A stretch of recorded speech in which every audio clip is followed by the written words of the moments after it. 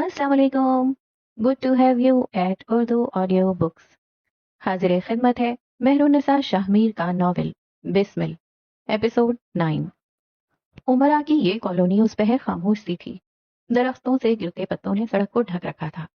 इस्लामाबाद की कोई सड़क ऐसी ना होगी जहां पत्ते ना बिखरे हों, कभी खिजां के तो कभी बहार के। सड़क के अतराफ में लगे पोल्स पे रोशनियां आंखों को चुभ जाती हैं। हवाएं बदन का मुहासरा करती हैं। ऊंची नीची साफ सुथरी सड़कें कदमों को चलते रहने का दावतनामा देती हैं। इस्लामाबाद के जिक्र पे जहन में बस एक लफ्ज आता है, एस्थेटिक।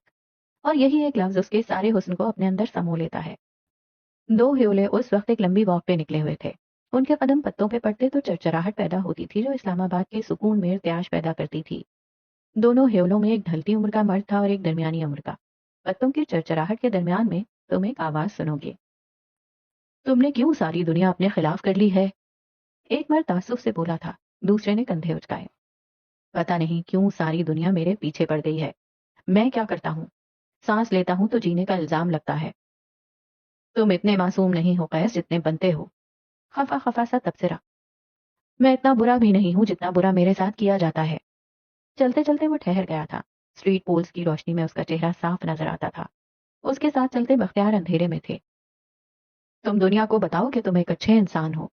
खुदा की कसम मैं नहीं हूं। वो मुस्कुरा कर याद दहानी करवा गया।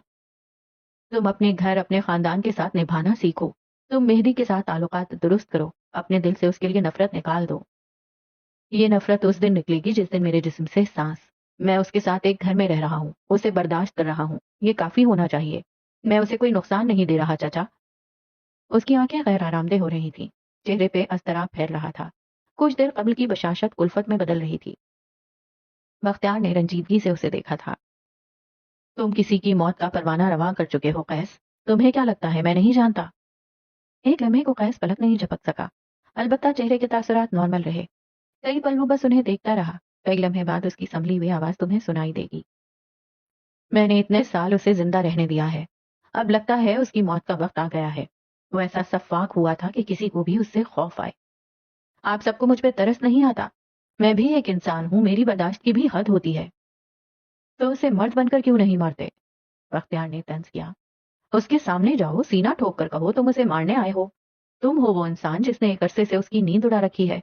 तुमने उसके पीछे ताकुबकार भेज रखे हैं। कहो, जाओगे उसके सामने, बोलोगे ये सब।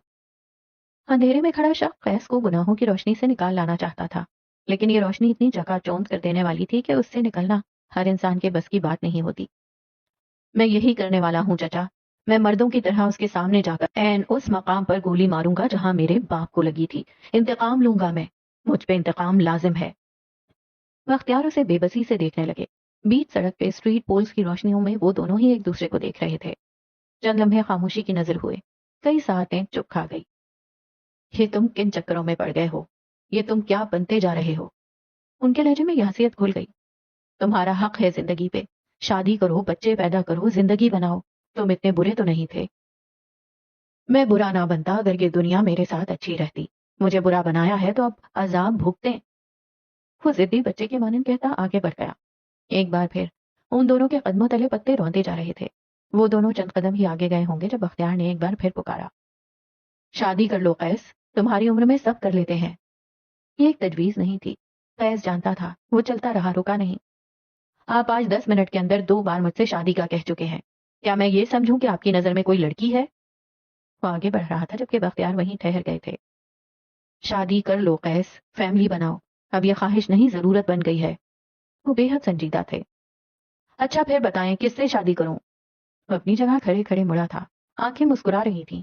वो आज अच्छे मूड में रहना चाहता था। उसी लड़की से जिसे मेहदी कम्बीर डिसोन कर चुका है। अल्फाज नहीं थे, जंजीर थे। कैस अपनी जगह खड़े खड़े असीर हो गया। आसपास बहती हवा साकित हो गई। वो पलक तक नहीं झपक सका। एक लम्हे के लिए वो सांस नहीं ले सका था। कैस कम्बीर को अपनी जिंदगी की सबसे गैर मुतवक्का बात सुनने को मिली थी। तुम उसका साथ निभा सकते हो। वो तुम्हारे कदम से कदम मिलाकर चल सकती है। उसे एक मौका दो। खुद पे जरा मेहरबान बनो। एक वक्त में वो तुम्हारे साथ अच्छी रह चुकी है कैस। वो अभी शल था। उसे नहीं पता था उससे क्या कहा गया है, लेकिन वो बस सांस नहीं ले सका था। लम्हे भर के लिए उसके कान सुन हुए थे। सारे जिस्म से जैसे जान निकल गई हो। जबान हलक से चिपक गई। क्या वो कभी ऐसा कर सकता था। ہم اچھے ٹرمز پر نہیں رہے. اس کی آواز پھٹی ہوئی تھی. وہ مجھ سے کئی سال چھوٹی ہے. میں یہ کیسے کر سکتا ہوں؟ او خدایا، یہ آپ کیا سوچ رہے ہیں؟ وہ جیسے ابھی ابھی ہوش میں آیا تھا. اس کی آنکھیں پھٹی کی پھٹی رہ گئی تھیں. کان اب تک سائیں سائیں کر رہے تھے. اس میں قباحت ہی کیا ہے؟ وہ سرمئی بالوں والا مرد آگے بڑھ رہا تھا. وہ تمہیں جانتی ہے، تم اسے جانتے ہو، اور اگر نہ بھی جانتے ہوتے تو تم مرد ہو. اسے جس طرح چاہو اٹھاؤ بٹھاؤ، جیسے چاہو رنگ میں ڈھال دو. وہ بہت چھوٹی ہے یار، ہماری عمروں کا فرق دیکھیں. آپ کو ہو کیا گیا ہے؟ فیض جیسے بے بس ہوا تھا، جھنجھلایا تھا. اس پوائنٹ پہ اسے واقعی سمجھ نہیں آ رہا تھا کہ کیا کہے. مہدی مجھے جان سے مار دے گا. ایک اور بہانہ. بختیار مسکرائے اور اس کے عین سامنے آ کر کھڑے ہوئے. اگر مہدی میں اتنی غیرت ہوتی تو وہ اپنی عورت کو چھوڑتا ہی نہیں. جو مرد اپنی عورت کو ڈسون کر سکتا ہے وہ اسے کسی غیر مرد کے ساتھ بھی دیکھ سکتا ہے. تم اپنی بات کرو قیس زمان. قیس کے گلے میں گلٹی سے ابھر کر معدوم ہوئی. اس نے آنکھیں اٹھا کر اپنے چچا کو دیکھا. عمر رسیدہ آنکھیں جواب چاہتی تھیں، مثبت جواب. میں ایسا نہیں کر سکتا، میں نے کبھی اسے اس نظر سے نہیں دیکھا. اعتراض پیش کیا گیا. مرد کی نظر کا کیا ہے، بدل ہی جاتی ہے. اعتراض رد کیا گیا. میں یہ نہیں کر سکتا، وہ مہدی کی امانت ہے. میں اپنے بھائی کے ساتھ ایسا کیسے کر سکتا ہوں؟ وہ بھائی ہے یار میرا. کون تھا یہ شخص؟ کبھی سرے راہ کسی کے قتل کا پروانہ سناتا تھا اور اگلے ہی پل کسی کی زندگی کی پرواہ کرتا تھا. تم مجھے انکار کر رہے ہو قیس. کیا میں یہ ڈیزرو کرتا ہوں؟ انگلی سینے پہ رکھے وہ بے یقینی سے کہہ رہے تھے. قیس کو ملال سا ہوا. آپ میرے لیے قابل عزت ہیں، اور مہدی، میں اسے دھوکہ نہیں دے سکتا. اس کی منگیتر وہ آخری لڑکی بھی نہیں ہوگی جسے قیس اپنائے گا. اس نے اپنا ہاتھ بختیار کے کندھے پہ رکھا. مجھے سمجھیں پلیز. التجا سی تھی. وہ تمہارے ساتھ ایک اچھی زندگی گزار سکتی ہے، میں اس کے ساتھ کبھی زندگی ہی نہیں گزار سکتا. میرے لیے وہ کچھ اور ہے، مجھے سمجھیں پلیز. اس نے بختیار کا شانہ تھپکا اور آگے بڑھایا. اس کی رنگت متغیر ہو چکی تھی. بختیار خالی خالی آنکھوں سے اسے جاتا دیکھتے رہے. وہ دونوں ان چہروں کے ساتھ نہیں گئے تھے جن کے ساتھ آئے تھے.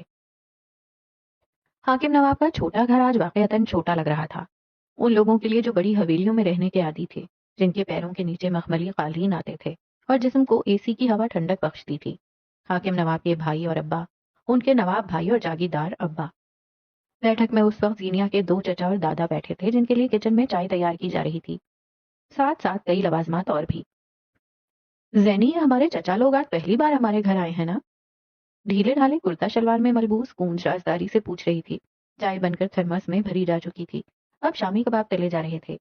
رات کے کھانے کے لیے تو بکرے کا گوشت آ چکا تھا. یہ دوسری بار ہے. پہلی بار اسد، حاکم نواب کا 7 سالہ بیٹا، کی وفات پہ آئے تھے. اس کے ہاتھ کسی مشین کی طرح چل رہے تھے. شڑ شڑ کی آوازیں سارے کچن میں پھیلتی جا رہی تھیں، ساتھ ساتھ زینیا کی آواز بھی. جب ہمیں حویلی سے نکالا گیا تھا تب اسد کو بہت برا نمونیا ہوا تھا. ابا کے پاس علاج تک کے پیسے نہیں تھے. جانتی ہو ہم اپنا گاؤں چھوڑ کر آخر گوادر ہی کیوں آئے تھے؟ اس کی پشت کونج کی جانب تھی، لہجہ اور ہاتھ مصروف. کیوں آئے تھے؟ اس نے پلیٹ سے ڈھیر ساری نمکو مٹھی میں بھری. کیونکہ ابا کے پاس کچھ باقی نہیں بچا تھا. اسد کے علاج کا وعدہ کر کے ابا کو ان کے دوست نے یہاں بلایا تھا. ہم یہاں آ گئے لیکن اسد کو نہیں بچا سکے. وہ پیسے نہ ہونے کی وجہ سے مر گیا. آخری تبصرے میں استہزاء تھا. یہ اس کی قسمت تھی زینی، اس نے مرنا ہی تھا، چاہے حویلی کے پلنگ پہ، چاہے اس گھر کے فرش پہ. کونج کو اس کی بات واضح طور پر بری لگی تھی. ذرا ڈش پاس کرنا. وہ کونج کی بات کو نظر انداز کر گئی. اور ویسے بھی جب زینیا کچن میں کام کرتی تھی تب کونج صرف چیزیں ہی پکڑاتی تھی. اچھا زینی، یہ بتاؤ، کیا ابا کے پاس بہت پیسہ ہے؟ اسے ایک بار پھر تجسس ہوا. زینیا نے سر اس بات میں ہلایا. تلے ہوئے کباب ایک طرف رکھے. دادا جاگیردار ہیں، گاؤں میں ان کی زمینیں ہیں، شہر میں فیکٹریاں. اگر ابا کو ان کا حصہ ملتا تو ہم بیٹھ کر کھاتے، کام کرنے کی ضرورت نہ پڑتی. ہمیں حویلی میں کیوں نہیں رکھا جاتا؟ ہم بھی تو نواب ہیں. اگر ہمیں وہاں نہیں رکھتے تو خود یہاں کیوں آئے ہیں؟ اسے ایک اور غم لگا تھا. ہمیں ڈسون کر دیا گیا ہے لیکن بشر کو نہیں.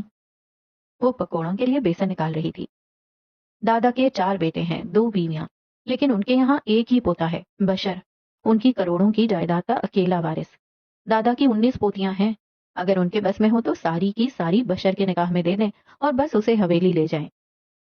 برتن میں بیسن ڈال کر اب وہ پیاز کاٹ کاٹ کر ڈال رہی تھی. آنکھوں میں پانی بھرنے لگا. بشر دادا کے ساتھ کیوں نہیں رہتا پھر، جب وہ اتنا ہی امیر ہے؟ زینیا کے ہاتھ اس سوال پہ ایک پل کو رکے. سالوں پرانا بھولا بسرا واقعہ ذہن کے پردے پہ دوڑ گیا۔ کم عمر بشر، قسمہ پرسی کی حالت میں اس کے ابا، اور بشر کو اپنے ساتھ لے جانے کی آفر کرتے دادا۔ تم میرے ساتھ رہو گے بشر، یہ پیسہ، یہ دولت، یہ جاگیر، یہ سب تمہارے حصے میں آئے گی، تم میرے وارث بنو گے۔ حویلی کے دروازے پہ کھڑے بشر نے ایک نظر اپنے ابا کو دیکھا۔ جلا وطن شہزادے کی زندگی کیسی ہوگی وہ جانتا تھا۔ اس نے اپنے ابا، اپنے خاندان کو دیکھتے ہوئے وہ فیصلہ کیا تھا جو اس عمر میں اس کے سارے خواب توڑ گیا تھا۔ اس نے اپنے وقت میں خود ہی خواری لکھی، میں اپنے ابا اور اپنی بہنوں کے ساتھ رہوں گا، مجھے آپ کی زمینیں نہیں چاہیے دادا سائیں۔ وہ حویلی کے زینے اتر کر اپنے ابا کی طرف جا رہا تھا۔ یہ صرف اپنے خاندان کی طرف جانے والے زینے نہیں تھے، یہ عروج سے زوال کی طرف جانے والے زینے تھے۔ وہ ہر عمر میں اپنے خاندان کے لیے قربانی دیتا آیا تھا۔ کیا گھر کے مردوں کو ایسا ہی نہیں ہونا چاہیے؟ یہی تو انہیں افضل بناتا ہے۔ زینی بتاؤ نا، گونج کی آواز اسے حال میں لے آئی۔ خالی خالی نظروں سے اپنی بہن کو دیکھتے ہوئے اس کے پاس کہنے کو کچھ نہیں تھا۔ بشر نے ہمیں چنا، وہ ہر دفعہ اپنے سکون اور آرام پہ ہمیں ترجیح دیتا ہے، پھر چاہے وہ دادا کی حویلی ہو یا لالا رخ کو چھوڑنا۔ اس نے آہستگی سے کہا۔ سست روی سے کام کرتے ہوئے اب وہ مسلسل سوچوں میں تھی۔ اسے اپنے بڑے بھائی، اپنے دوست کے ساتھ بدتمیزی کرنے کا ارمان تھا، جب ایک آواز پہ بری طرح چونکی۔ زینیا، چائے تیار ہے؟ وہ بالاج تھا۔ موبائل پہ انگلیاں چلاتے ہوئے وہ اجلت میں لگتا تھا۔ زینیا ایک لمحے کے لیے کچھ بول ہی نہ سکی، البتہ کونج وہاں سے ہٹ گئی، دھیرے سے، آرام سے۔ زینیا اب بھی بغیر پلک جھپکے اسے ہی دیکھ رہی تھی۔ بالاج اسے دیکھتے ہوئے مسکرایا، موبائل والا ہاتھ نیچے کر دیا اور آہستگی سے اس کی طرف قدم بڑھائے۔ زینیا کو بے اختیار تشویش ہوئی۔ وہ عبداللہ کے علاوہ ہر مرد سے یوں ہی غیر آرام دہ ہوا کرتی تھی۔ وہ چھوٹے چھوٹے قدم لیتا اس کے بالکل قریب چلا آیا۔ آج پہلی بار زینیا کو اندازہ ہوا تھا کہ کچن کتنا چھوٹا ہے۔ میں نے منگنی کی تصاویر دیکھی ہیں، وہ اس کے قریب کھڑا کہہ رہا تھا۔ تم بہت خوبصورت لگ رہی تھی۔ اس نے زینیا کے چہرے کو دیکھا۔ تم بچپن سے میری فیورٹ رہی ہو۔ وہ خاندان کے وجی مردوں میں سے تھا، لیکن مجال ہے جو ایک ذرا سی بھی کشش محسوس ہوئی ہو۔ تم بہت خوبصورت ہو زینی۔ آپ مجھ سے شادی کیوں کرنا چاہتے ہیں؟ زینیا نے اس کی آنکھوں میں آنکھیں ڈال کر پوچھا۔ اسے یہ کرنے کے لیے گردن اونچی نہیں کرنی پڑی۔ عبداللہ ہوتا تو الگ بات تھی، لیکن سارا مسئلہ یہی تھا کہ عبداللہ نہیں تھا۔ بالاج نے اس کے بیسن والے ہاتھ دیکھے، پھر اس کا چہرہ دیکھا۔ تم میری فیورٹ تھی زینیا، ہمیشہ سے خاص اور خوبصورت۔ وہ دھیما دھیما بولتے ہوئے کتنا خوبصورت لگ رہا تھا۔ تمہارے ساتھ عبداللہ کا نام سنتا تھا تو مجھے پتا نہیں کیوں برا لگتا تھا۔ آج تمہارے نام کے ساتھ میرا نام ہے اور میں خود کو بہت خوش قسمت سمجھتا ہوں۔ تم ہمیشہ سے میرے لیے ہی تھی۔ وہ مسکرایا، نرم نظروں سے اسے دیکھا۔ تم سے شادی کرنے کی وجہ محبت ہے۔ زینیا کو سانس لینے میں مشکل سی ہوئی۔ وہ صحیح الفاظ غلط شخص سے سن رہی تھی۔ وہ ابھی کچھ اور کہتی جب کونج بھاگتی ہوئی آئی۔ ادا بشر آ رہے ہیں بالاج بھائی۔ وہ پریشان ہو گئی تھی۔ بالاج نے سکون سے زینیا کا چہرہ دیکھا۔ میں تمہیں فون کروں گا، اٹھا لینا۔ تاکید کر کے وہ مڑ گیا تھا۔ زینیا کے دل نے نہ کوئی شور کیا، نہ چہرے کا رنگ بدلا۔ ہاں، اگر عبداللہ ہوتا تو اور بات تھی۔ قیسم کی بلند عمارت خاموشی میں ڈوبی تھی۔ ملازمین ناراض بھی تھے اور باغی بھی، لیکن کیا قیسم کے مالک کو فرق پڑتا تھا؟ اپنے نیلے دیواروں والے آفس میں گلاس وال کے سامنے لمبے صوفے پہ نیم دراز وہ کسی کتاب کا مطالعہ کر رہا تھا۔ کبھی وہ کتاب میں لکھے الفاظ پڑھتا، کبھی گردن ترچھی کیے گلاس وال سے نظر آتا اسلام آباد دیکھتا۔ کون سا نظارہ زیادہ حسین تھا؟ فیصلہ کرنا مشکل تھا۔ دفتن دروازے پہ دستک ہوئی۔ چند لمحے بعد کوئی آتا دکھائی دیا۔ نیلے اور سفید دھاری دار مردانہ ٹو پیس میں ملبوس، ساملی رنگت اور سبز آنکھوں والا مہدی کمبیر۔ Hello brother. اس کی کھنکتی آواز پہ قیس کو نہ جانے کیوں کل رات اپنی اور بختیار کی ہونے والی باتیں یاد آئیں۔ نہ چاہتے ہوئے بھی دل بھاری ہونے لگا۔ میں نے سوچا جب تک میں کسی دوسرے ملک نہیں جاتا کیوں نہ اپنے بھائی کی مدد کر دوں۔ وہ میز کی دوسری طرف رکھی پاور چیئر کو گھسیٹ کر گلاس وال کی جانب آ رہا تھا۔ حالانکہ تمہیں اس کی ضرورت نہیں تھی، گرین وونڈ۔ اگر آج تم مجھے اپنا چہرہ نہ دکھاتے تو میرا دن اچھا گزر سکتا تھا۔ اس نے کتاب سے سر نہیں اٹھایا۔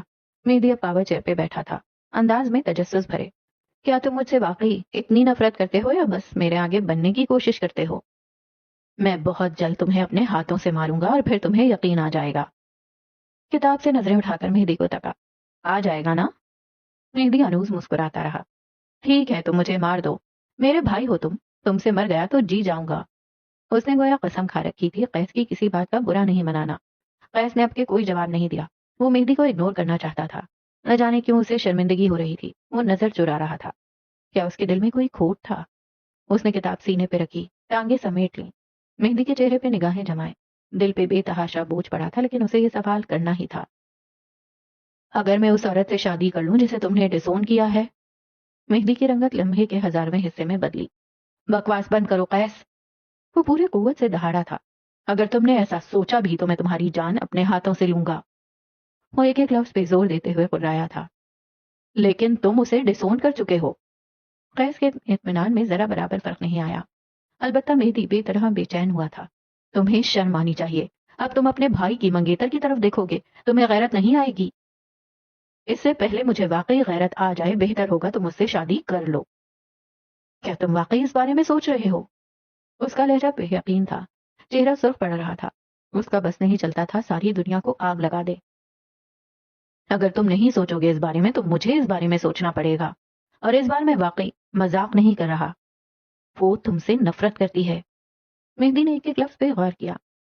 قیس سے کون نفرت کر سکتا ہے؟ وہ بازو سینے پہ باندھے گردن ترچھی کیے مسکرا کر بولا، کم بخت، اتنا معصوم کیوں لگتا تھا؟ مہندی غصہ، اشتعال اور ڈھیر ساری کوف دبائے بیٹھا رہا۔ قیس نے دوبارہ اپنی کتاب اٹھا لی تھی۔ کافی دیر بعد حدیبیہ کافی رکھ کر چلی گئی تھی۔ مہندی کے ہاتھ میں کافی کا مگ تھا اور وہ بے تحاشا بور ہو رہا تھا۔ وہ ایکسٹروورٹ قسم کا آدمی تھا۔ ایسے انسان کے ساتھ کیا بیٹھے جو کتاب سے منہ نکالتا تھا تو زہر اگلتا تھا۔ کیا پڑھ رہے ہو؟ بالآخر وہ اپنی غیرت کو ذرا دیر کو سلائے ایک بار پھر بات شروع کر چکا تھا۔ قیس نے کتاب ایک طرف رکھی، پیر سمیٹ کر سیدھا ہو بیٹھا۔ وہ یہاں اس کونے میں سکون سے پریشان ہونے کے لیے بیٹھا تھا، اور اب یہ آدمی۔ یہ کتاب رنگوں کے بارے میں ہے۔ جانتے ہو مہدی، سبز رنگ کس چیز کی علامت ہے؟ وہ ایک پل کو رکا، غور سے اپنے چہرے کو دیکھتے مہدی کو تکا۔ سبز رنگ نحوست کی علامت ہے۔ اس کتاب میں لکھا ہے کہ جب برے جادوگر مرتے ہیں تو ان کے جسم سے ایک سبز روشنی نکلتی ہے۔ جب جب کہیں نحوست پھیل رہی ہوتی ہے وہاں سبز رنگ کا ذکر ہوتا ہے۔ جب کوئی برا جادو کرتا ہے تب سبز روشنی پھیل جاتی ہے۔ جب کوئی زہر سے مر رہا ہوتا ہے تب اس کا جسم سبز پڑ جاتا ہے۔ جب تالاب جوہر بننے کے عمل میں ہوتے ہیں سب سے پہلے ان کا رنگ سبز پڑتا ہے۔ ویسے تمہاری آنکھیں بھی سبز ہیں نا؟ یکدم فضا میں تناؤ بھر گیا تھا۔ مہندی کی آنکھیں اور چہرے پہ ہتک تھی۔ قیس مزید چند لمحے اسے دیکھتا رہا اور پھر اٹھ کر باہر نکل گیا۔ مہدی نہیں جا سکا۔ وہ دھواں دھواں ہوتے چہرے کے ساتھ وہیں بیٹھا رہا۔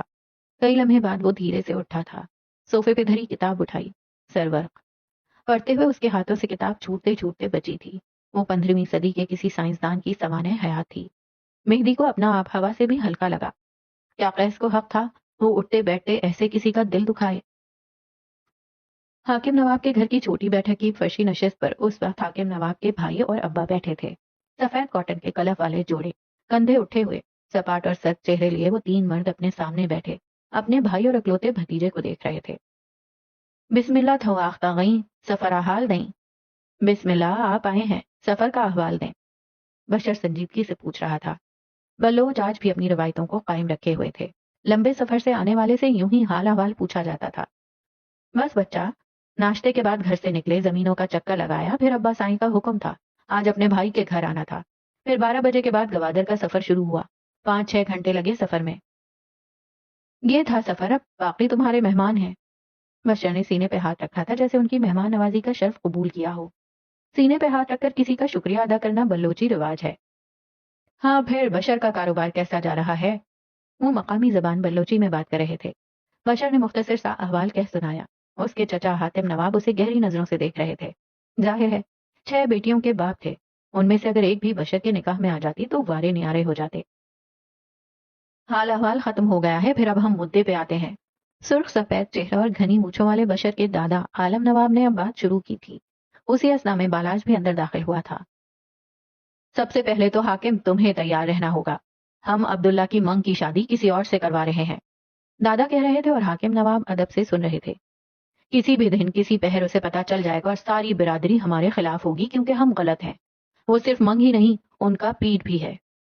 جب ایک لڑکی کا رشتہ کہیں کیا جاتا ہے تو بعض دفعہ پیٹ نامی شرط رکھی جاتی ہے، یعنی اس لڑکی سے پیدا ہونے والی پہلی بیٹی کا رشتہ اس کی ماں کے بھائی یا باپ کہیں کریں گے، چاہے پھر وہ اپنے گھر کے کسی لڑکے سے کریں چاہے باہر، لیکن منگ ہو کر بھی وہ کسی کی ملکیت نہیں ہوتی۔ اگر مسائل کی وجہ سے لڑکا شادی سے انکاری ہو تو 2 سے 3 دفعہ اسے پیغام بھیجنے کے بعد اس کے نہ آنے کی صورت میں والد اپنی بیٹی کی شادی کہیں اور کر سکتا ہے، لیکن یہ دونوں خاندانوں کا ٹکراؤ تھا جو طاقت میں ایک دوسرے کے مقابل تھے۔ عبداللہ دوسرے شہر رہ کر بھی روایات نہیں بھولا، نہ وہ ہمیں بھولنے دے گا.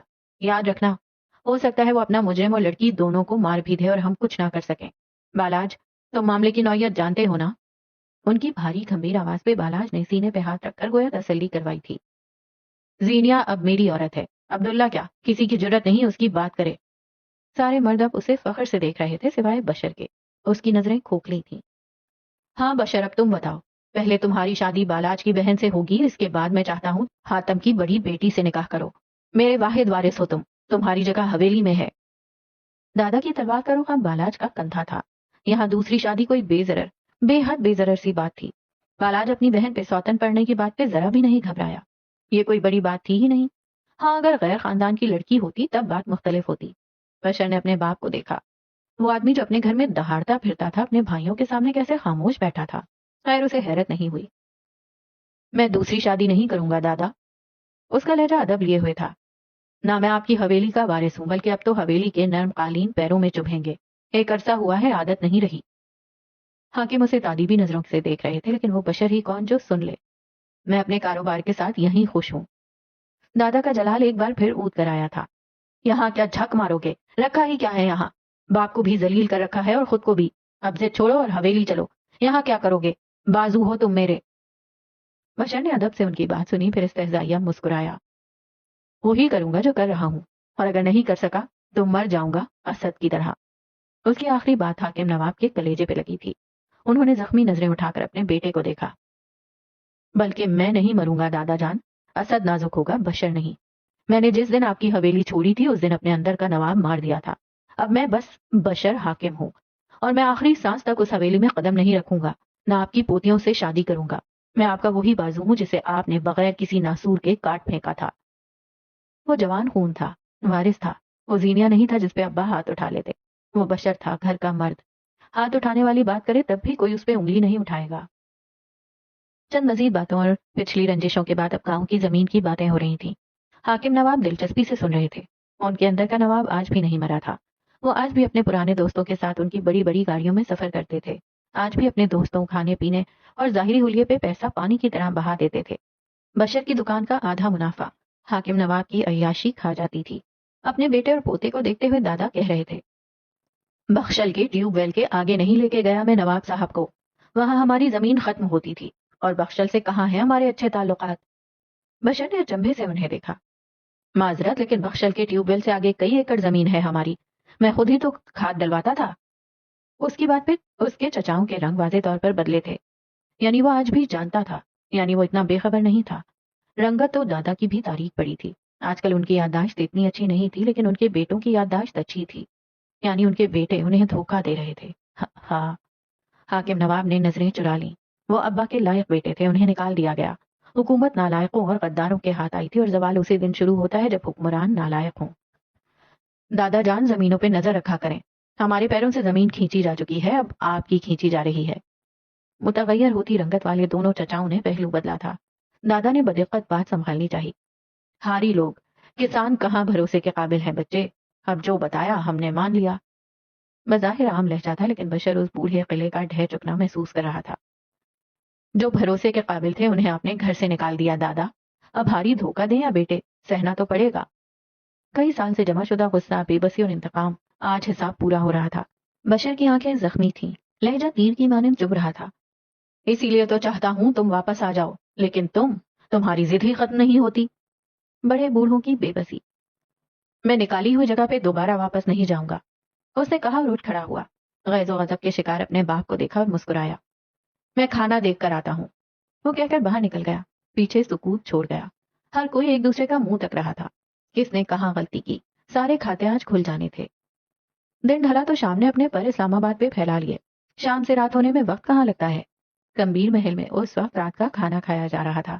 سنہری سفید ڈائننگ ہال میں اس وقت تمام گمبھیرز جمع تھے سوائے انیسا کے.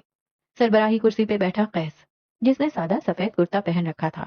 وہ شاید کسی جنازے سے لوٹا تھا. وال ماتھے پہ بکھر رہے تھے. گندمی چہرہ سنجیدہ تھا. اس کی دائیں بائیں اس کے دونوں چچا بیٹھے تھے، اپنی اپنی پلیٹوں میں چمچ چلاتے. مہری کمبیر نے مقصود کے ساتھ والی جگہ سنبھال لی تھی. وہ سب ٹی شرٹ پہنے ہوئے تھا. گیلے بال ہاتھ سے پیچھے کو کیے وہ خاموشی اور رغبت سے کھانا کھا رہا تھا. تم نے کیا سوچا ہے مہدی؟ मकसूद खाने से हाथ रोके बैठे उससे पूछ रहे थे। किस बारे में? मकसूद ने हंकारा भरा। तुम्हारी मंगेतर के बारे में। अब हमारे घर के मर्द अपनी औरत को डिसोन भी करने लगे हैं। हाँ, जैसा बादशाह वैसी बादशाही। कैस पे तंज किया गया जिसकी उसे परवाह नहीं हुई। मेहदी ने निवाला पूरा चबाया, फिर संजीदा सब आंखें उठाकर उन्हें देखा। मैं, मेरी मंगेतर, आप सबका मसला नहीं है। मैं उसे छोड़ चुका हूं, लेकिन एक पल को रुका। सब आंखें कैस के वजूद में गाड़ दी। कैस के लिए नहीं, और अगर आप लोगों में से किसी ने ऐसा सोचा भी तो मुझसे बुरा कोई नहीं होगा। आज पहली बार उसके लहजे में तंबीह थी। उसका लहजा आज पहली बार सख्त था। जरा सलाद पास करना, उन सब से बेनियाज कैस ने फरमाइश की थी। नहीं, मतलब बंदा इतना भी गैर फॉर्मल ना हो। तुम खुद शादी नहीं करना चाहते, कैस को करने नहीं देना चाहते, तुम क्या चाहते हो? एक बाप के लिए घर में बैठी बेटी क्या होती है जानते हो? बख्तियार की आवाज शिद्दत गैस से कांपी थी। मेहदी ने चम्मच प्लेट में पटका। कैस सब हाथ बढ़ाकर ऑलिव ऑयल उठा रहा था। इसे सलाद पे छिड़क कर खाऊंगा, जबरदस्त। आप लोगों को आखिर मसला क्या है? मुझे जीने क्यों नहीं दे रहे? मेहदी पूरी कुव्वत से गुर्राया था, आंखें सुर्ख हो रही थी। मैं जहां जाऊं आपको मसला है, मैं जहां बैठूं उठूं वहां मसाइल। आखिर आप लोग मुझे सुकून से जीने क्यों नहीं देते? उसकी आवाज लम्हा बलम्हा तेज होती जा रही थी। तनफ्फुस बिगड़ रहा था। मेरी मंगेतर नहीं है अब वो। बाप के घर बैठे या दूसरा घर बसाए। दोनों हाथ में इस पे रखे वो कैस की आंखों में झांक रहा था। इस घर में वो कैस की बीवी नहीं बनेगी। एक एक लफ्ज चबा चबा कर अदा करता वो कुर्सी को ठोकर मारता, टन फन करता बाहर निकल गया था। पीछे किसी पे किसी बात का कोई असर नहीं हुआ। ऐसे झगड़े, ऐसे मसाइल इस घर के मर्दों के लिए आम थे। सब उसे जाते हुए देखते रहे, फिर सुकून से खाना खाते कैस को देखा। वो तो यूं बेनियाज था जैसे फर्क ही ना पड़ा हो। दोनों उम्र रसीदा मर्दों ने अब उसका सुकून हराम करना अपना फर्ज समझा। ये फिश पास कीजिएगा। लो जी, इनकी नई फरमाइश। तुम कुछ कहोगे नहीं? बख्तियार अब उसे मैदान में उतार रहे थे। कैस ने आंखें घुमाकर उन्हें यूं देखा जैसे कोई अनहोनी बात हो गई हो। मैं क्या कहूं? हाथ में पकड़े कांटे से अपनी ओर इशारा किया। आप लोगों को क्या लगता है मुझे इस तरह चीखने चिल्लाने की जरूरत है? मैं एक ही दिन बोलूंगा और जब बोलूंगा सारी दुनिया सुनेगी। उसने बेजारी से आंखें घुमाई। क्या तुम उसकी बात मान लोगे? क्या तुम वाकई उससे शादी नहीं करोगे? बख्तियार को एक बार फिर खौफ लाहक हुआ। कैस ने सर झटका। आपको लगता है मैं उसकी वजह से इनकार कर रहा हूं? मेरे इनकार की वजह कोई और है। कैस को उसके मशवरों की आदत है। आंखों के सामने सुनहरी आंखें छा गईं। यूं भी किसी की मंगेतर से शादी करना एक गैर मुहज्जब हरकत है। उसने छुरछुरी ली। I am not that mean. मकसूद ने इस्तेहसाया सर झटका। तुम्हारे करीब जो लोग हैं वो तुमसे ज्यादा मीन और हॉरेबल हैं। जानना चाहोगे मेहदी इस शादी से इनकार क्यों कर रहा है? वो सर से सरगोशी कर रहे थे। कैस ने ठहर कर उन्हें देखा, कांटे वाला हाथ पहलू में गिरा दिया। अपनी बकवास बंद करो। बख्तियार ने झिड़का था। उनकी रंगत वाज़ेह तौर पे सफेद पड़ रही थी। कैस के सामने उनका राज नहीं, हरगिज नहीं। इस सब के पीछे तुम्हारा दूसरा बाप है। अल्फाज सीसे की तरह कैस के कानों में पिघल गए। उसकी आंखें शाकी अंदाज में फैली थीं। बख्तियार गंभीर, ये इंसान नहीं चाहता कि मेहदी की शादी इसकी मंगेतर से हो। ये नहीं चाहता कि कैस गंभीर से अपनी बात मनवाना छोड़ दी जाए। ये तुम्हें एक्सप्लॉइट कर रहा है। वो फुंकारे थे। बख्तियार शल मुर्दा आंखों से कैस को देख रहे थे। वो इंसानों पे एतबार नहीं करता था, लेकिन जब करता था तब बदले में एतबार ही की तवक्का करता था। आखिर तुम कब तक अपने डियरेस्ट चचा से एक्सप्लॉइट होते रहोगे? ये तंज था, जहर में डूबा तंज। कैस ने बदिक्कत अपने तासुरात नॉर्मल रखे और नजरें उठाकर बख्तियार को देखा। उसकी आंखों में कुछ था, कुछ ऐसा कि तुम्हारा दिल उसके लिए नर्म पड़ जाए। कैस इंसानों पे एतबार नहीं करता। वो रुका। एक सांस, दो सांसें। आप पे किया है। अल्फाज अदा हुए। मुझे बदले में धोखा नहीं मिलेगा, है ना? तसल्ली चाहिए। आस, उम्मीद, मान, क्या क्या था जो टूटने वाला था। बख्तियार ने गर्दन झुका दी। शिकस्तगी से, शर्मिंदगी से। मकसूद की गर्दन उठी थी, फतह के खुमार से, जीत के जुनून से। उन सब के दरमियान एक कैस था जिसकी आंखों में जख्मीपन उतरा था। कंधे थकान से ढीले पड़े, चेहरा धोखे के जहर से सब्ज पड़ा। वो जख्मी हुआ था, शदीद जख्मी। ये सारी दुनिया आखिर मेरे पीछे क्यों पड़ गई है? थकान, बस थकान थी उसके लहजे में। आस टूट जाने की, एतबार किरची किरची होने की। कैस बच्चे, मेरी बात सुनो। बख्तियार बेकरारी से अपनी जगह से उठे। मैं तुम्हें समझाता हूं, मैं मुझे अकेला रहने दें प्लीज। उसने हाथ उठाकर उन्हें आगे बढ़ने से रोका। वो बेबसी से लब काट कर रह गए। मकसूद मसरूर से अपनी व्हीलचेयर का बटन दबाते बाहर निकल गए। कैस में मुझे अकेला रहने दे चचा। उसने एक बार फिर उनकी बात काटी। चंद लम्हे बेबसी से उसे देखते रहने के बाद वो सुस्त कदम लेते बाहर जा रहे थे। उनके जाने के बाद कैस ने सर को कुर्सी की पुश्त से गिरा दिया। आंखें जलने लगी थीं। दिल में मलाल उतरा था। उसकी रंगत निचुड़ चुकी थी। वो शदीद इंतशार में था। सारी दुनिया आखिर मेरे पीछे क्यों पड़ गई है? वो एक बार फिर बड़बड़ाया। गंभीर महल की दीवारों ने यासियत से उसे देखा था। जीनिया हाकिम के कमरे में झांको तो बेड पे कई सारे कपड़े बिखरे पड़े थे। कल माइयों था और अब तक कूंज हाकिम के कपड़े नहीं बन सके थे। वो बेड पे आलती पालती मारे बैठी थी। ओवर साइज कुर्ता शलवार में मलबूस बालों का गोल मोल जोड़ा बनाए वो अजहद परेशान थी। हर लड़की की तरह उसकी अलमारी से कपड़े उगल उगल कर क़य करने को तैयार थे, लेकिन अब भी उसके पास कपड़े नहीं थे। क्या कोई समझ सकता है लड़कियों का दुख? नफतन दरवाजे से कोई आता दिखाई दिया। तेज तेज कदम। क्या हो रहा है? चुपके चुपके किसके कपड़े बनाए जा रहे हैं? शोक जनाना लहजा। नबीला बाजी, मेरे पास कपड़े नहीं हैं। वो उदास हुई। नबीला बाजी खैर से बाजी कम आंटी ज्यादा थी। 35-40 के हिंसे को छूती, छोटे कदर भारी जिसामत वाली औरत। साफ रंगत, चौड़ा माथा, नकूश पुरकशिश थे। लेकिन इस उम्र की सुव्वर औरतों के बरक्स उनका जरूरत से ज्यादा शौक होना बस यही था जो आपको गैर आरामदा करेगा। वो आई और धप से आकर पलंग पे कूंज के बराबर बैठी। एक एक जोड़े को हाथ में लेकर सताई से देखते हुए उनकी आंखें खीरा हो रही थीं। आखिर को जीनिया हाकिम की जखीरा अंदोजी थी। ले कमबख्त, इससे ज्यादा अच्छे जोड़े और कौन से होंगे? भैया, हमने तो जो ऐश करने थे अम्मा बाबा के घर किए। नॉस्टैल्जिया। जब से अलीम से शादी हुई मैंने तो रेशम नहीं पहना। पक्का ठेठ। कराची के बिहारियों जैसा लहजा। उनकी जो दूसरी बात आपको गैर आरामदह करेगी वो उनकी नाशुक्री थी। आप अपना रोना छोड़ें बाजी, मुझे ये बताएं इनमें से कल क्या पहनूं? और वो हंसी हुई। तुम इन दोनों को छोड़ो, मेरे पास एक जोड़ा है। ऐसा लश्कारेदार जोड़ा है, सजेगा तुम पे। जरा सब्र रख, मैं अभी लाई। वो फौरन उठ खड़ी हुई थी और कमरे से बाहर निकल गई। नबीला बाजी कराची से थी। हलीम चचा 10 साल पहले नौकरी की तलाश में कराची गए थे और वापसी पे तमगए नबीला के साथ वापस आए। शुरू शुरू के दिन अच्छे गुजरे, लेकिन बदजबान बीवी और तशद्दुद करने वाला शौहर दुनिया की दो ऐसी मखलूकात हैं जो कभी नहीं सुधर सकती। अलीम चचा को चर्च का चस्का था और नबीला बाजी को दूसरों के अमारात देख देख कर कुर्ते रहने का। उनकी लव मैरिज थी। शादी के 10 साल बाद बस मैरिज रही थी। लव तो अल्लाह जाने किस कोने में जा सोया था। हाकिम नवाब के घर से जुड़ा उनका घर एक ट्रेजेडी हाउस था, जहां कभी नबीला बाजी की अपने शौहर और बच्चों को गालियां देने की आवाज आती थी और कभी उनके शौहर के चलते हाथों की। जीनिया हाकिम के नजदीक शादी का एक बुरा इमेज बनाने में यकीनन उन दोनों का हाथ था। चंद पल बाद वो अपने हाथ में एक नया जोड़ा लिए आती दिखाई दी। साथ दो बच्चे भी थे, 8 साला मुन्नी और 5 साला गोलू। अब की बार वो तीनों धप से आकर पलंग पर बैठे थे। दोनों बच्चों के मिट्टी वाले पांव जब सफेद चादर पे पड़े, कूंज का दिल उछल कर हलक में आया था। सैनी उसे जिंदा जलाएगी। ये देख, ये मेरे बाबा ने मेरे जहेज में दिया था। उन्होंने एक सितारे मोती वाला नीले रंग का जोड़ा बेड पे फैला दिया। बस एक ही बार पहना है, इसके बाद तुम्हें दे रही हूँ। बस बदले में मुझे अपना कोई सादा जोड़ा दे दे। वो हाथ उठा उठा कर तेज तेज बोलती थी, यूं कि अगर तुम उनसे पहली बार मिलो तो कई अल्फाज समझ ही ना सको। ये जोड़ा अच्छा है, लेकिन जीनिया आ जाए ना एक बार। वो मुतजब्जब हुई। अरे छोड़ो जीनिया को। उन्होंने हाथ झुलाया। उसको तो हरदम आग लगी रहती है। तू अपना देख, ये जोड़ा ऐसा सजेगा कि सब पूछते रह जाएंगे। वो कहते साथ उठी थी। पलंग की साइड टेबल के दराज खोलकर नया लेस का पैकेट उठा लिया। अब के कूंज की जान एक बार फिर हलक तक आई। काश वो उसे किसी चीज से ना कह पाती। जीनिया उसकी लाश चील कवों को खिलाएगी। लेस का पैकेट बच्चों को थमाकर अब वो खुली हुई अलमारी में लटकते कपड़े देख रही थी, हसरत से चमकती आंखों से। कूंज बस बेबसी से उन्हें देखती रह गई। खाली बर्तन। लो जी, बस तय हुआ, मैं ये जोड़ा ले रही हूँ। नबीला बाजी हैंगर में टंगा जोड़ा लिए उसकी तरफ मुड़ी। ब्रांडेड लॉन का जोड़ा। कूंज हक वो तकसी थी। ये जोड़ा नहीं बाजी, ये बशल आया है कराची से, ये ब्रांडेड है। आप कुछ और देखें। वो यकदम उनके करीब आई। बस मंजर में बच्चों के लेस के पैकेट पे छीना झपटी जारी थी। लो भला, ब्रांडेड है तो क्या हमने सस्ता जोड़ा दिया है? दिल्ली से लाई थे मेरे ताया, दिल्ली से। गूंज, मेरे को तुझसे ऐसी उम्मीद नहीं थी। उनके लहजे में अफसोस तर आया।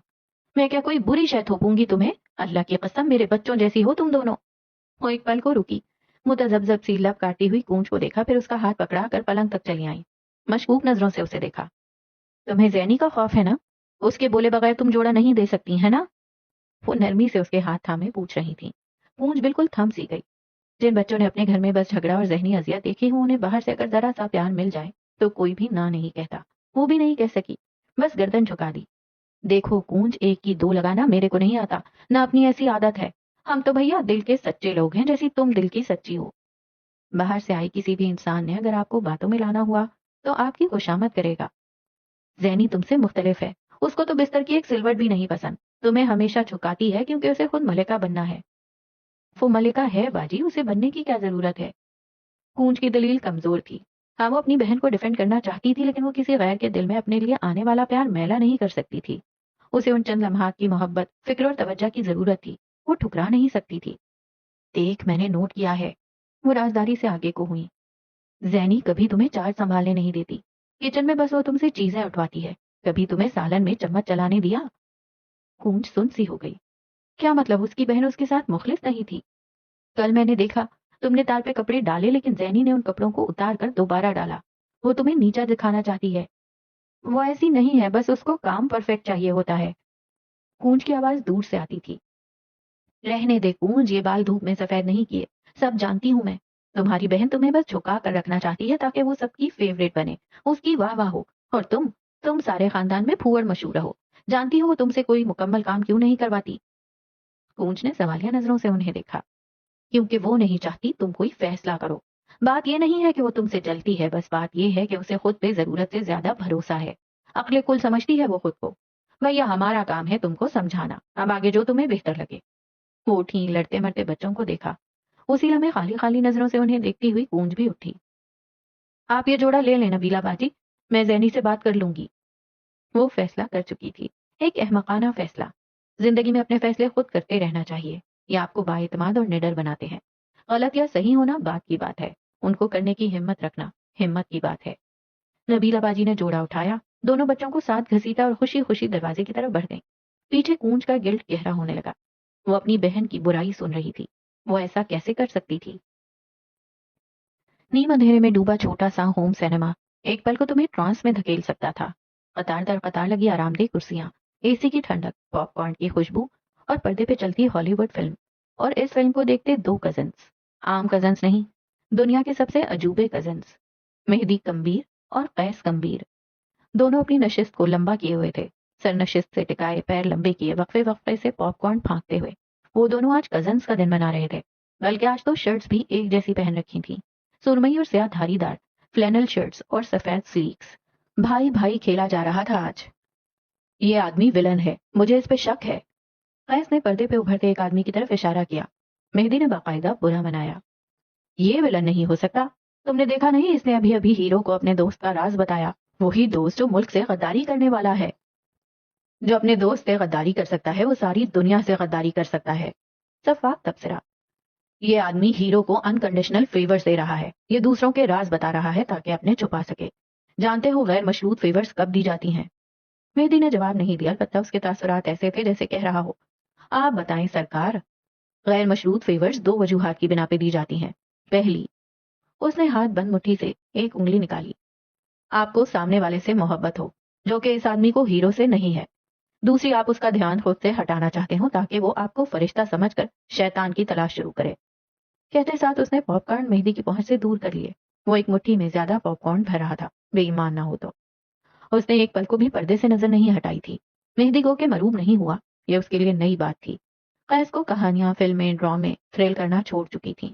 اس کی ذہانت سب کچھ بوجھ لیتی تھی, اور آخر میں وہ بس اپنا وقت آیا ہونے پہ دل محسوس کر رہ جاتا. مہدی اسے جواب دیے بغیر ایک بار پھر فلم کی جانب متوجہ ہو چکا تھا. ہاتھ مار کر پاپ کارن سے مٹھی بھرنی چاہی, لیکن افسوس, صد افسوس, اس کا بھائی نما کزن چال چل چکا تھا. 10 منٹ کے بعد ویلن کا راز آشکار ہو چکا تھا, اور قیس کے اندازے درست ثابت ہوئے تھے. مہدی اب بےچارگی سے اسے دیکھ رہا تھا. قیس نے بے نیازی سے کندھے اچکائے جیسے کہہ رہا ہو, ٹولڈ یو. بلکہ مجھے تو یہ عورت بھی ولن لگتی ہے, اچھی وائبز نہیں آ رہی. قیس کی توپوں کا رخ ایک نئے کردار کی جانب ہوا. یہ ولن نہیں ہے, وہ ذوق سے کہا گیا. مجھے برائی کی پہچان ہے, جتایا گیا. مجھے اچھائی کی پہچان ہے, زور دیا گیا. تو میری ذہانت کو چیلنج کر رہے ہو؟ انا مجروح ہوئی تھی. میں اچھائی کی ابدی زندگی کا بول بالا کر رہا ہوں, نرمی سے تصحیح کی گئی. وہ فلمیں اور ڈرامے ہوتے ہیں جہاں آخر میں ہیرو کی اچھائی جیت جاتی ہے. اصل زندگی میں برائی کی سانسیں چلتی رہتی ہیں. برا آدمی اگر مر جاتا ہے تو اپنی برائی سے کہانی میں کچھ نہ کچھ مار کر ضرور جاتا ہے. برائی کی طاقت, وہ آنکھوں میں استحضا لیے مہدی کو دیکھ رہا تھا. مہدی نے سادگی سے اسے دیکھا.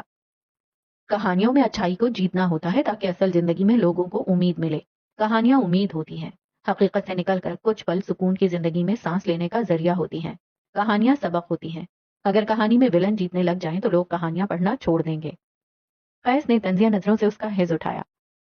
ایک دن میں ایسی کہانی دکھاؤں گا تمہیں جہاں ولن کے ساتھ کہانی بھی مر گئی۔ اس کہانی کو پڑھنے والے پھر مصنف کو بھرے بازار میں گالیاں دیں گے۔ مہدی نے ناک سے مکھی اڑائی۔ لوگ مصنف کو سراہیں گے کیونکہ وہ روایت سے ہٹ کر کام کرے گا۔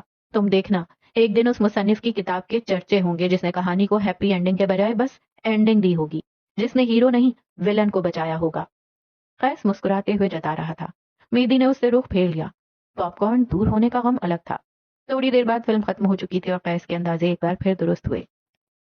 مہدی بے یقینی سے آخری منظر کو دیکھ رہا تھا۔ وہ پلک تک نہ جھپک سکا۔ قیس اب اپنی لمبی نشست سے اٹھ رہا تھا۔ اس کی آنکھیں محظوظ کن انداز میں پھیلی تھیں۔ وہ مہدی کچھ بغیر شرمندہ کیے اٹھ کر جا رہا تھا۔ ابھی وہ اس نیم اندھیرے منی سینما سے نکلتا کہ مہدی کی پکار پہ ٹھہر گیا۔ تمہیں بہت مزہ آیا ہوگا نا؟ اتنے عقل مند، اتنے ذہین ہو تم۔ تمہیں سب یاد رہتا ہے، تمہیں سب پتہ چل جاتا ہے۔ تم بہت بہادر بھی ہو۔ تم کتنے بلیسڈ ہو۔ وہ مروم ہوا تھا۔ اسے ستائش محسوس ہوئی تھی۔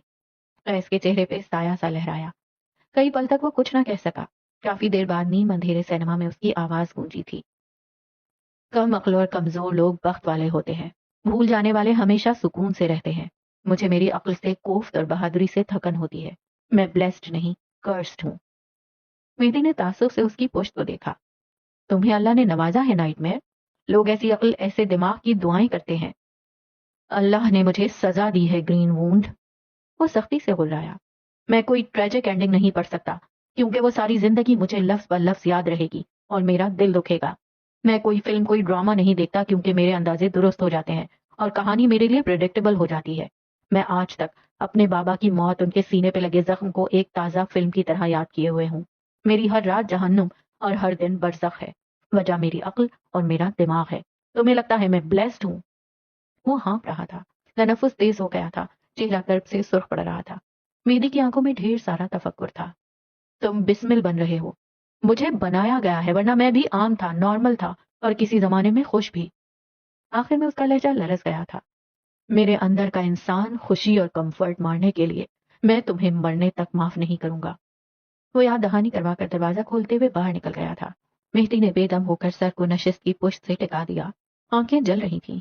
خاندان کی موت کا بھولا بسرا منظر آنکھوں کے آگے گھوم گیا۔ محض چند سین اور پھر جیسے تاریکی۔ اسے کچھ یاد نہیں تھا، مکمل طور پہ نہیں۔ کیا وہ واقعی بلیسڈ تھا؟ اور کیا واقعی قیس کرسڈ تھا؟ جامنی الماریوں والے کمرے میں جھانک کر دیکھو تو زینیا حاکم اپنے پلنگ پہ آلتی پالتی مارے بیٹھی تھی۔ بال کھلے تھے اور ڈھلک کر اس کے شانوں سے آگے گر رہے تھے۔ نارنجی سادہ لباس میں ملبوس وہ پلنگ پہ ڈھیر سارے کاغذات بکھیرے بیٹھی تھی۔ فیروزے کی لونگ دمک رہی تھی۔ دوسری جانب پونج الماری میں منہ دیے کھڑی تھی۔ آج میڈم کو یاد آ گیا تھا کہ صبح گھر میں فنکشن ہے اور الماری کو صاف رہنا چاہیے۔ ماشاء اللہ۔ زینیا نے یوں ہی ذرا کی ذرا نظر اٹھا کر الماری کی جانب دیکھا اور اسی لمحے اس کی آنکھیں سکڑیں۔ یہاں سے کچھ غائب تھا۔ کیا تھا اسے یاد کرنے کی ضرورت پیش نہیں آئی کیونکہ اسی جگہ ایک نیا جوڑا ٹنگا تھا۔ پونج نے اسے اپنی طرف دیکھتے ہوئے دیکھا اور جلدی سے الماری کے پٹ بند کیے۔ زینیا پھرتی سے اٹھ کے اس کے قریب آئی تھی اور تیزی سے جامنی پٹ وا کیے۔ پونج کی رنگت زرد پڑنے لگی تھی۔ اتنی جلدی نہیں۔ یہاں سے جوڑا غائب ہے پونج۔ کیا مجھے پوچھنے کی ضرورت ہے وہ کہاں ہے؟ سر تفتیشی لہجہ۔ وہ میں نے نبیلہ باجی کو دیا ہے۔ اس نے ڈھیر سارا تھوک نگلا۔ اور کس کی اجازت سے تم نے میرے بھائی کی حق حلال کی کمائی ضائع کی؟ اس کا لہجہ بلند ہوا۔ آنکھیں سرخ پڑنے لگیں۔ سخت چڑ تھی اسے نبیلہ سے اور کونج کی بے وقوفیوں سے۔ یار وہ غریب عورت ہے۔ کونج کا انداز دفاعیہ تھا۔ وہ غریب نہیں، ناشکری عورت ہے اور تم دنیا کی سب سے بے وقوف عورت۔ چیخنے کی ضرورت نہیں ہے زینی، ان چیزوں پہ میرا بھی اتنا ہی حق ہے جتنا تمہارا۔ اب تو مجھے مزید استعمال نہیں کر سکتی۔ وہ یک دم حلق کے بل چیخی۔ زینیا ٹھہر گئی، عجیب سی نظروں سے اسے دیکھا۔ ہر وقت مجھے اپنے پیچھے لگا کر رکھتی ہو۔ جو کام میں کروں اسے تمہیں مسئلہ ہوتا ہے۔ تم خود کو سمجھتی کیا ہو؟ وہ پھٹی ہوئی آواز میں تیز تیز چلا رہی تھی۔ میرا جوڑا میں جسے چاہے دوں، میری الماری میں جیسے چاہے رکھوں، میری دوستیں جس سے چاہے بنا کر رکھوں اور جسے چاہے چھوڑ دوں، تم میرا پیچھا چھوڑ کیوں نہیں دیتی؟ اب کے اس کی آنکھیں بھر آئی تھیں۔ زینیا اب بھی یک ٹک اسے دیکھے گئی۔ بڑی بہن بھائیوں کو پتا ہوتا ہے کون سے الفاظ ان کے چھوٹے بہن بھائیوں کے اپنے ہیں اور کون سے ان کے منہ میں ٹھونسے گئے ہیں۔ چھوٹے بہن بھائی یوں ہی نہیں آپ کے خلاف اٹھ کھڑے ہوتے۔ کسی دوست کی بھری ہوئی چابی اور کسی رشتے دار کا دیا ہوا تانا، یہ ہوتی ہے وجہ۔ یہ سب تم سے کس نے کہا ہے؟ وہ آگے کو ہوئی، پونج کی بھری ہوئی آنکھوں میں دیکھا۔ نبیلہ باجی آئی تھی نا، جوڑا ان کے پاس ہے نا، उस औरत ने तुम्हें मेरे खिलाफ किया है। कूंज को अब एहसास हुआ था उसके सामने कौन थी। उसने हथेली की पुष्ट से आंखें रगड़ी। जीनिया उसकी आंखों से सारा अहवाल पढ़ रही थी। उन्होंने कुछ नहीं कहा और ये जोड़ा मैंने उनसे लिया है। मुझे ये पसंद था। उसका लहजा अब धीमा था। नजरें चुराते हुए वो यहाँ वहां देखने लगी। तुम्हें ये पसंद नहीं था कूंज, तुम इसे ना नहीं कह सकी। तुम किसी को ना क्यों नहीं कहती हो? सवाल था, सादा सवाल। मैंने कहा ना जैनी, ये जोड़ा मेरी पसंद से यहाँ आया है। मैं अभी उस औरत के पास जा रही हूँ। जीनिया ने उसकी बात काटी। मैं उसे अपने भाई की हक हलाल की कमाई और तुम्हारी बेवकूफी का फायदा उठाने नहीं दूंगी। वो एक एक लफ्ज पे जोर दे रही थी। वो जता रही थी कि वो ऐसा कर सकती है। गिल्ट, ट्रॉमा और लो सेल्फ एस्टीम की मारी तुम हो, मैं नहीं। अब क्या तुम मोहल्ले की आंटियों की तरह झगड़े करोगी? पूंछ को कोफ्त हुई। आंसू रोना सब भूल गया। जीनिया तंजिया मुस्कुराई। जब बात मेरे खानदान की आई तब तुम देखो मैं कैसे मोहल्ले की फितना आंटियों से बड़ा फितना बनती हूँ। उसने कहते हुए पलंग पे फैला दुपट्टा उठाया और फिर बाहर निकल गई थी। पूंछ बेचैनी से कमरे के चक्कर काटने लगी। आह, कल सुबह वो बाजी नबीला के सामने किस मुंह से जाएगी? अल्लाह अल्लाह, वो क्या करे, कहाँ जाए? उसका सुकून गारत होने लगा। इंसान को कम से कम अपनी जिंदगी में लोगों की बातों से इतना बेपरवाह तो होना ही चाहिए कि किसी की नाराजगी का खौफ उसका सुकून गारत ना करे। थोड़ी देर बाद जीनिया उसे वापस आती दिखाई दी। पुरसुकून चेहरा, हाथ में जोड़ा। अलमारी तक आकर पट खोले, जोड़ा वापस जगह पे सेट किया और दोबारा पलंग पे जाकर बैठी। ओसीडी की मरीजा अब सुकून से अपना काम कर सकती थी। कून चंद लम्हे यूं ही खड़े उसे देखती रही। शर्मिंदगी, गुस्सा, गिल्ट, खौफ, सब कुछ यकदम ढेर सारी मिकदार में उसके कंधों पे आन वारिद हुआ था। तुम्हें ये नीला जोड़ा वाकई पसंद है? कुछ देर बाद जीनिया की आवाज गूंजी। सर किताबों पे झुका रखा था। हाँ पसंद है। हल्की पस्त आवाज में एतराफ किया गया। मैं खरीद आई हूँ। कल नबीला बाजी को 1,500 दे दूंगी। कहकर उसने नजरें उठाई। सुनहरी संजीदा नजरें। जमाना शनास और अपनी बहन के लिए फिक्रमंद। तुम मासूम हो कूंज, लेकिन किसी को तुम्हारी मासूमियत से फायदा उठाने का हक नहीं है, ठीक? कूंज ने इस बात में सर हिला दिया। जीनिया एक बार फिर किताबों में सर घुसा गई। कूंज थोड़ी देर यूं ही खड़ी रही, फिर छोटे छोटे कदम लेती पलंग की तरफ बढ़ आई। औंधे मुंह पलंग पे लेट कर बाजू जीनिया की टांगों के गिर्द फैला दिया। तकिया आंसुओं से तड़प रहा था। वो अपनी बहन से शर्मिंदा थी। जीनिया ने आहिस्तगी से उसका बाजू थपका। स्याह आंखों वाली लड़की हिचकियों के साथ रोने लगी थी। जीनिया यूं ही किताबों पे सर झुकाए अपने गिर्द हायल उसका बाजू थपकती रही, यहाँ तक कि वो भारी भारी सांसें लेने लगी। वो सो चुकी थी। चेहरे पे आंसुओं के मिटे मिटे निशान थे। जीनिया ने आजर्दगी से उसे देखा। उसका पारा एक बार फिर हाई होने लगा था। फिर उसने कूंज को देखा। वो रोते रोते सो गई थी। अपनी साइज से बड़े कपड़े, बिखरे बाल, रोया रोया चेहरा और नींद। रोने के बाद आने वाली नींद का भी अपना मजा होता है। कूंज के सोने के बाद चंद लम्हे बाद उसका मोबाइल थरथराया। जू जू की आवाज ने खामोशी में इर्तियाश सा पैदा किया। जीनिया ने कोफ्त से हाथ बढ़ाकर मोबाइल उठाया। कॉलर आईडी देख एक लम्हे के लिए वो अपनी जगह जम गई। बालाज कॉलिंग के अल्फाज ने उसे ठहरने पर मजबूर कर दिया। फोन हाथ में लिए वो गायब दिमागी से उसे देखे गई। अब्दुल्ला वो वाहिद मर्द था जिससे उसने कभी फोन पे बात की थी। काश अब्दुल्ला ही वो आखिरी मर्द भी रहता। सोचों को परे झटकते उसने मरे मरे हाथों से कॉल रिसीव की। हालांकि जीनिया एक कॉल पर्सन नहीं थी। वो बोलने पे लिखने को तरजीह देती थी, लेकिन खैर। हेलो, कैसी हो तुम? डिस्टर्ब तो नहीं हुई? भारी खूबसूरत लहजा, लेकिन अब्दुल्ला ज्यादा अच्छा बोलता था। दिल ने इतराफ किया। जीनिया, तुम सुन रही हो? जी मैं सुन रही हूँ, बोले। उसने चेहरे पे हाथ फेर कर तासुरात नॉर्मल रखने चाहे। आंखें अजीब तासुर दे रही थी। तुम्हें मेरा फोन करना बुरा तो नहीं लगा ना? आह, वो कितना शाइस्ता था। सच कहूं तो बुरा लगा है। जीनिया की साफ गोई। क्योंकि हमारे यहाँ इस तरह मर्दों से बातें नहीं की जाती। उसका एतमाद बहाल हो चुका था। अगर तुम भूल चुकी हो तो अपने हाथ में मेरे नाम की अंगूठी देखो। मैं कोई आम मर्द नहीं, तुम्हारा मंगेतर हूँ। हमारे यहाँ मंगेतर का दर्जा शौहर जितना ही है, याद है ना?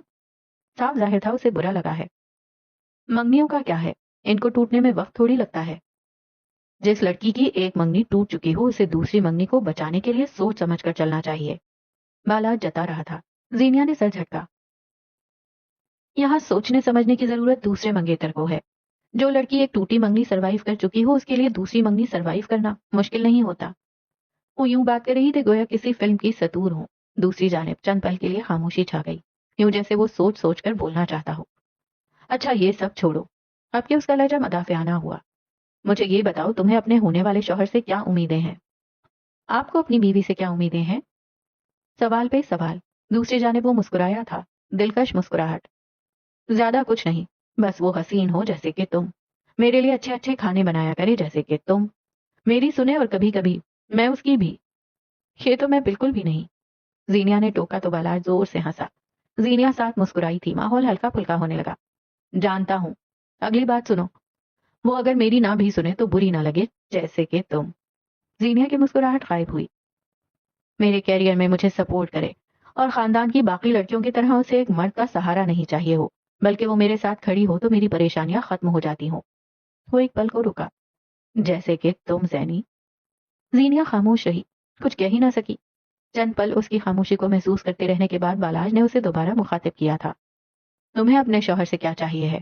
فرمائش کرو. زینیا دھواں دھواں ہوتے چہرے کے ساتھ بیٹھی رہی. سونا، چاندی، پیسہ، گھر، مقام. یہ نہیں چاہیے تھا. اپنے شوہر سے نہیں چاہیے تھا. اگر میں غلطی کروں تو میری تصحیح کرے، تذلیل نہیں. 12 سالہ زینیا حاکم اپنے باپ کو چلاتے ہوئے سن رہی تھی. وہ بغیر گھر کے ملازمین، مکین اور اپنے بچوں کی پرواہ کیے اپنی بیوی پہ گرج برس رہے تھے. گالیاں دے رہے تھے. بھابیاں دیکھ کر ہنس رہی تھیں. دیوروں نے توجہ ہی نہ دی. ملازم خسر پھسر کر رہے تھے. اور زینیا وہ نم ہوتی آنکھوں سے اپنی ماں کو آدھے خاندان کے سامنے ذلیل ہوتے دیکھ رہی تھی. ہاں، اس کی ماں نے اس کے باپ کے کپڑے نہ استری کر کے غلطی کی تھی. حاکم نواب کو لگا تھا وہ بھری محفل میں ان کی تصحیح کر رہے ہیں، لیکن وہ تذلیل تھی. بچوں اور آدھے گھر کے سامنے شوہر سے گالیاں کھانا تذلیل ہی تو تھی. میں اس کی خدمت کروں گی، میں اس کے حکم بھی مانوں گی، لیکن وہ بس میرے ساتھ رحم دل رہے، مجھے بیوی ہونے کے ساتھ انسان بھی سمجھے. بخار میں جھلستی اس کی ماں حاکم نواب کے کپڑے بیگ میں ڈال رہی تھی. ان کے جسم میں کھڑے ہونے کی سکت نہیں تھی، لیکن وہ بھاگ بھاگ کر اپنے شوہر کی ضرورت کے سامان لا رہی تھیں. کیا اس شوہر پہ لازم نہیں تھا اپنی بیوی کے ساتھ رحم کا معاملہ کرے؟ اگلے منظر میں وہ رات کو دیر سے گھر لوٹے تھے. اپنی ماں کے ساتھ بیڈ پہ لیٹی زینیا نے اپنے باپ کو دیکھا. وہ اس بیمار عورت کو جھنجھوڑ کر نیند سے جگا رہے تھے. رات کے اس پہر سفر سے لوٹنے کے بعد انہیں کھانا چاہیے تھا. بیوی بیمار ہے، سو رہی ہے، لیکن کیا ہوا؟ ہے تو بیوی نا، انسان کے نام پہ مشین. میں اس کی عزت کو اپنی عزت سمجھوں گی، لیکن بدلے میں اسے چاہیے مجھے بھی عزت دے. امینہ بیگم کے میکے والوں کے یہاں کوئی شادی تھی. حاکم نواب داماد تھے، لیکن ان کے شہر میں موجود نہ ہونے کی وجہ سے نکاح پڑھوا دیا گیا تھا. اب وہ واپس آئے تھے اور ڈھیر سارے جمع ہوئے لوگوں میں اپنی بیوی کا ہاتھ پکڑ کر گھسیٹ کر لے جا رہے تھے. بھاڑ میں گئی شادی، بھاڑ میں گیا بیوی کا خاندان. حاکم میری بات سن لیں، مجھے بتائیں ہوا کیا ہے؟ وہ اپنے شوہر کے قدموں کا مقابلہ کرتے ہوئے بمشکل بولی تھیں، جس کے بدلے میں سارے خاندان کے سامنے ان کے چہرے پہ تماچا پڑا تھا. وہ شوہر کی عزت رکھتے ہوئے اس کے ساتھ اپنا میکا چھوڑ چھاڑ کر جا رہی تھیں. وہ عزت رکھ رہی تھیں کیونکہ بیوی تھیں. کیا شوہر پہ لازم نہیں تھا وہ عزت کروائی کیونکہ وہ بیوی تھی؟ میں اس کے خاندان کو اپنا خاندان سمجھوں گی، لیکن وہ میرے خاندان کو میرا خاندان سمجھ کر ہی عزت دے. 16 سالہ زینیا حاکم ایک بار پھر اپنے باپ کا تانا نامہ سن رہی تھی، جس میں اس کی ماں کے والدین کو دنیا جہان کی ہر گالی دی گئی، جس میں اس کے خاندان کی عزت کو کسی کوٹھے سے بھی کمتر کہا گیا. ہر تانے، ہر گالی پر اس کی ماں کا چہرہ سرخ ہوتا تھا. اسے غصہ آ رہا تھا، اسے رونا بھی آ رہا تھا، لیکن وہ مجبور بیوی تھی. کچھ کہتی تو گھر سے جاتی یا پھر چہرے پہ نشان پڑتے. اگر یہ دونوں نہ ہوتے تو اس کے شوہر کی دل کو مار دینے والی ناراضگی شروع ہو جاتی. آدھی مشرقی عورتوں کے منہ اسی لیے سی دیے جاتے ہیں کہ ان کے گھر کے مرد کو ان کی دی ہوئی صفائی اپنی مردانگی پہ انا کا وار لگتی ہے. اگلے کسی منظر میں وہ اپنی بھابھیوں اور بچوں کے سامنے اپنی بیوی کی رنگت پہ تبصرہ کر رہے تھے، اسے جھڑک رہے تھے. بیٹوں کی ماں ہونے کے باوجود امینہ بیگم کو اس گھر میں آج تک کسی فرد سے وہ عزت نہیں ملی تھی جس کی وہ حقدار تھیں. جب عورت کا اپنا مرد اس کی عزت نہیں کرتا، پھر خاندان میں کوئی اور بھی یہ جوخم نہیں اٹھاتا وہ میرے ساتھ بے وفائی نہ کرے. اور یہاں زینیا حاکم کی آنکھیں بھر آئی تھیں. لہجہ لرز گیا تھا. ایک پل کے لیے وہ سانس تک نہ لے سکی. رات کی تاریکیوں میں اس کے ابا گھر سے باہر نکل جاتے تھے. ٹیلی فون پر آنے والی ہر کال کے منتظر رہنے لگے تھے. ابا کو محبت ہوئی تھی، لیکن شادی کے بعد. روایت کچھ یوں تھی کہ اگر وہ شادی کرتے تو وٹے سٹے میں دی جانے والی ان کی بہن پہ بھی سوتن پڑتی. بعض دفعہ روایات محبتیں کھا جاتی ہے. ان کی محبت کے ساتھ بھی یہی ہوا تھا. اس کی ڈری سہمی رہنے والی ماں نے اس بات پہ خاموشی نہیں اختیار کی. وہ آنے والی فون چیخ چلا کر بند کروا دیتی تھیں. پیغام لانے والے قاصدوں کے منہ نوچ لیتی تھیں اور گھر سے باہر نکلتے اپنے شوہر کے قدم وہ روک لیتی تھیں، چاہے مار کھانی پڑے، چاہے ناراضگی سہنی پڑے. بے وفائی اور شراکت وہ واحد چیز ہے جو عورت لاش بن کر بھی برداشت نہیں کر سکتی. وہ تو پھر زندہ تھی. وہ دنیا کے سامنے جس اخلاق کا مظاہرہ کرتا ہے میرے ساتھ بھی ویسا رہے، چاہے سارا کا سارا نہیں، لیکن میرے ساتھ بھی مروت کا تعلق تو رہے. تم ہو ہی پھوڑ اور جاہل، تمہارا سارا خاندان 2 ٹکے کا ہے، گھٹیا عورت. حاکم نواب اپنی بیوی پہ برس رہے تھے. अल्लाह जाने वो कौन सा मनहूस दिन था जब तुम जैसी जलील औरत मेरे पल्ले बांध दी गई। लानत हो उस दिन पे और तुम पे। ना बच्चों का ख्याल, ना आसपास खड़े लोगों की परवाह। वो अपनी बीवी को इससे भी बदतर गालियों से नवाज रहे थे। अमीना बेगम मुंह सिए खड़ी थी।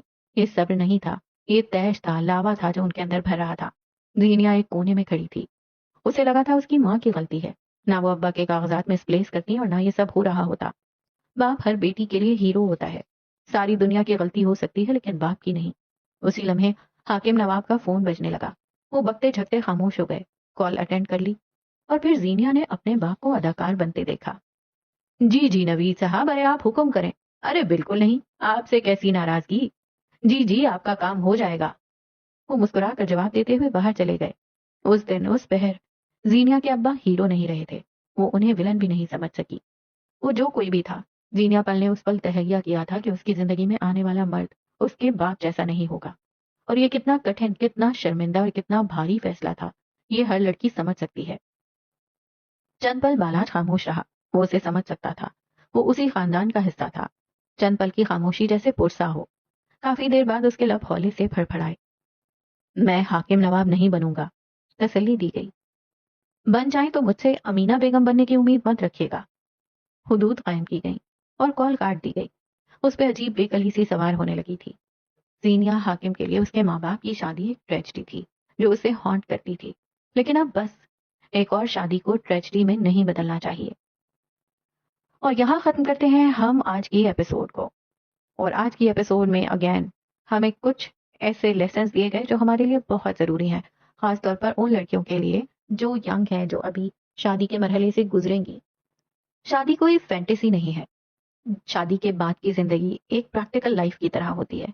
प्रैक्टिकल लाइफ की तरह नहीं होती, प्रैक्टिकल लाइफ होती है जिसमें आपको जिम्मेदारियों से निमटना पड़ता है, जहां आपके सर पे आपके पेरेंट्स नहीं खड़े होते, आप अपने हर अमल के खुद जिम्मेदार होते हैं। आपको लाइफ को बरतना पड़ता है या शायद लाइफ आपको बरतती है, तो उसके लिए तैयार होना चाहिए। लेकिन हमारे यहाँ एक ट्रेंड रिवाज पा गया है कि शादी की तैयारियों का मतलब होता है कपड़े, जेवर, बर्तन, मेकअप, स्किन केयर। ये सारी चीज़ें शादी की तैयारियां काउंट की जाती हैं, लेकिन असल चीज़ वो ट्रेनिंग या वो मेंटली प्रिपेयर होना कि शादी के बाद किस तरह हालात को हैंडल करना होगा, किस तरह अपनी बाउंड्री को कायम रखते हुए एक घर को मेंटेन करना होगा, उस घर को चलाना होगा। बहुत मुश्किल काम होता है, लेकिन इसको हर लड़की को करना ही पड़ता है। अब कुछ लड़कियां बाद में जाके सीखती हैं, गलतियां करके सीखती हैं, ज्यादा गलतियां करती हैं। गलतियां तो हम सब करते हैं, गलतियां करना कोई बुरी बात नहीं है, लेकिन हाँ, किसी चीज के लिए तैयार ना होना ये जरूर बुरी बात है। तो बहरहाल ये तो बड़ी सीरियस नोट पे बात हो गई। ऑलरेडी इतना जबरदस्त सीरियस सा नॉवल चल रहा है। नॉवल बहुत अच्छा जा रहा है। और जीनिया के जो खौफ हैं, जिन चीजों से वो डर रही है, पता नहीं क्यों मैं भी डर रही हूँ कि ये सारी चीजें मुझे लगता है कि जीनिया के साथ होने वाली हैं। ऐसा नहीं होगा कि बालाज कोई बहुत अच्छा शौहर साबित होगा, लेकिन मैं एक्सपेक्ट नहीं करी बालाज से। मगर मैं ये सोच रही थी कि अगर जीनिया जो है वो अपनी माँ की तरह, अमीना बेगम की तरह नहीं बनती है, तो वो इस सारी चीज़ों को हैंडल करे किस तरह करेगी। इस चीज़ का मैं वेट कर रही हूँ कि आगे अब जैसे स्टोरी आगे चलती है तो ये किस तरह आगे होगा। और साथ साथ मेहदी और कैस गंभीर जब दोनों मूवी देख रहे थे तब तो कहीं से लग ही नहीं रहा था कि भाई इनके दरमियान कोई राइवलरी है, या एटलीस्ट कैस जो है वो मेहदी को पसंद नहीं करता। कहाँ तो पसंद नहीं करते और कहाँ बैठ के कजन्स डे सेलिब्रेट किया जा रहा है, पॉपकॉर्न खाए जा रहे हैं, रिक्लाइनर पे लेट के मूवी देखी जा रही है। वाह भाई वाह, ऐसी दुश्मनी तो अच्छी है भाई, साथ में मूवी देखने वाली। तो देखें आगे क्या होता है। अल्लाह हाफिज।